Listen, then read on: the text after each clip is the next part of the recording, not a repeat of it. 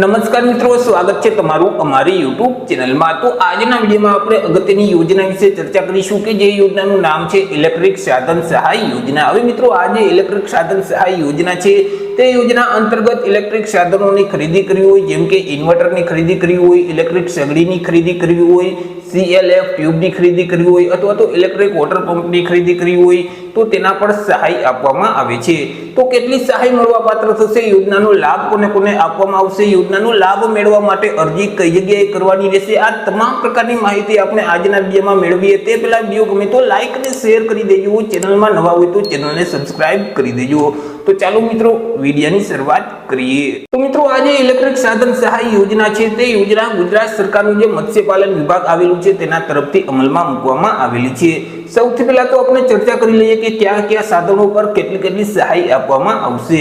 તો મિત્રો, અહીં જો તમારે ઇન્વર્ટરની ખરીદી કરવી હોય તો ₹8,500 સુધીની સહાય આપવામાં આવશે। એવી જ રીતે તમારે જો ઇલેક્ટ્રિક સગડીની ખરીદી કરવી હોય તો ₹3,000 સુધીની સહાય આપવામાં આવશે।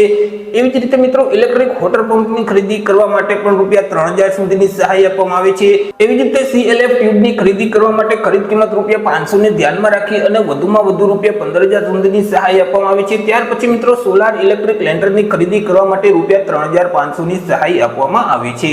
વાત કરી લઈએ આપણે યોજનાના નિયમો અને યોજનાની શરતો વિશે કે આ યોજનાનો લાભ છે તે કોને કોને મળવા પાત્ર થશે।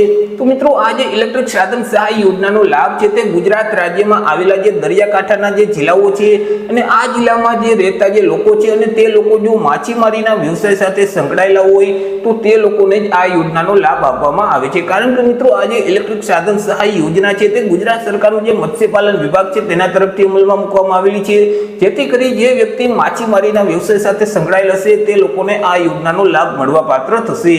ત્યાર પછી મિત્રો, અહીં જે ઇલેક્ટ્રિક સાધનોની ખરીદી છે તે સ્પેસિફિકેશન મુજબ ખુલ્લા બજારમાંથી અરજદારે કરવાની રહેશે અને જે તમે સાધનોની ખરીદી કરેલ છે તેનું જે GST વાળું પાકું બિલ છે તે તમારે મત્સ્યપાલન વિભાગની કચેરીમાં જમા કરાવવાનું રહેશે। ત્યાર પછી મિત્રો, આ યોજનાનો લાભ છે તે કેટલી વખત મેળવી શકાય છે તો કે એક વખત આ યોજનાનો લાભ લઈ લીધા પછી દર 5 વર્ષ પછી તમે આ યોજનાનો લાભ છે તે મેળવી શકશો, એટલે કે દર 5 વર્ષે એક વખત આ યોજનાનો લાભ મેળવી શકાય છે। ચર્ચા કરી લઈએ આપણે યોજનાનો લાભ મેળવવા માટે અરજી કઈ જગ્યાએ કરવાની રહેશે તો કે વર્ષ 2024 માટે અરજી ફોર્મ શરૂ કરી દેવામાં આવેલા છે। તો કે મિત્રો, આ યોજનાનો લાભ મેળવવા માટે તમારે ઓનલાઈન અરજી ફોર્મ ભરવાનું રહેશે। જે આઈ ખેડૂતનું પોર્ટલ છે, iKhedoot.gujarat.gov.in નામની જે વેબસાઇટ છે, આ વેબસાઇટ ઉપર જઈ તમારે ઓનલાઈન અરજી ફોર્મ ભરી દેવાના રહેશે। ઓનલાઈન અરજી ફોર્મ હાલ અત્યારે શરૂ કરી દેવામાં આવેલા છે। 10/5/2024 થી અરજી ફોર્મ શરૂ કરવામાં આવેલા છે અને 30/7/2024 સુધી તમે ઓનલાઈન અરજી ફોર્મ ભરી શકશો। મિત્રો, ઓનલાઈન અરજી ફોર્મ ભરી તેની પ્રિન્ટ કાઢી અને તમારા જિલ્લામાં આવેલી જે મત્સ્યપાલન વિભાગની જે કચેરી છે ત્યાં તમારે અરજી ફોર્મ સબમિટ કરાવી દેવાનું રહેશે, એટલે કે જમા કરાવવાનું રહેશે। તો આવી રીતે મિત્રો, જે ગુજરાત રાજ્યમાં આવેલા જે દરિયાકાંઠાના વિસ્તારો છે અને તેમાં મિત્રો જે માછીમારી વ્યવસાય સાથે જે સંકળાયેલા લોકો છે તો તેના માટે અગત્યની યોજના કહી શકાય। અહીં ઇલેક્ટ્રિક સાધનોની ખરીદી તેઓએ કરવી હોય તો સહાય આપવામાં આવે છે।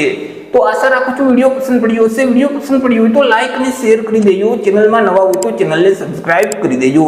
ફરી મળીશું એક નવા ટોપિક સાથે એક નવા જ વિડીયોમાં। ત્યાં સુધી જય હિન્દ, વંદે માતરમ।